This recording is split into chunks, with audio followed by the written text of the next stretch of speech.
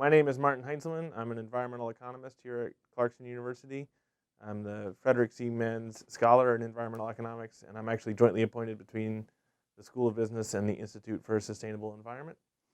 And regarding the economics of climate change, I think, as environmental economists, our job is to evaluate the benefits and costs of environmental problems and their solutions, and think about how we can achieve environmental goals at least cost. And so one of the things that I think comes up around climate change for environmental economists, first of all, is that we recognize that the efficient amount of climate change, there's benefits and costs. So if we were to go to a world of no climate change at all, that might be really expensive. So there's actually a balance to be struck between these benefits and costs that leads to an efficient amount of climate change, which is likely to be non-zero. But then the bigger question is, how do we get to that efficient level of climate change?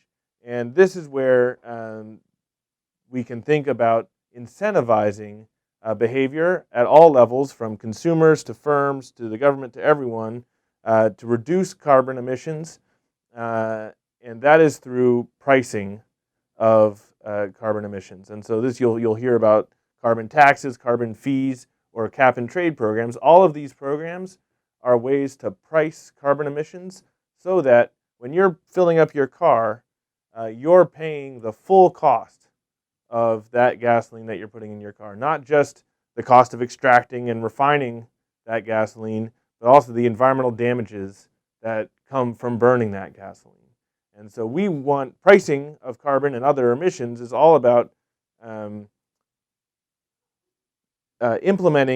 making sure that consumers are paying the full cost of the environmental damage that they're doing through their consumption. And of course, this ends up going back through the supply chain as well. And so you're going to see this sort of pricing scheme affect the entire economy in a positive way in terms of behavior. So it's going to incentivize us all to use more fuel-efficient cars, to drive less, to look for public transportation options and demand public transportation options.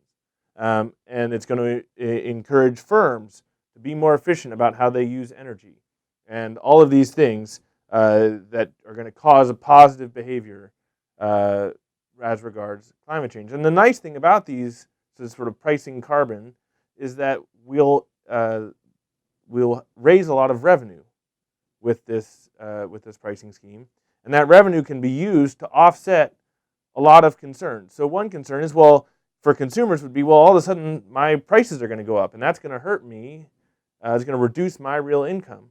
Well, what we can do is we can take those carbon revenues and just return them to consumers, and maintain the incentive not to use carbon. But if we say, what we're going to do is we're going to take this and we're going to raise some amount of money and divide it amongst all Americans equally, right?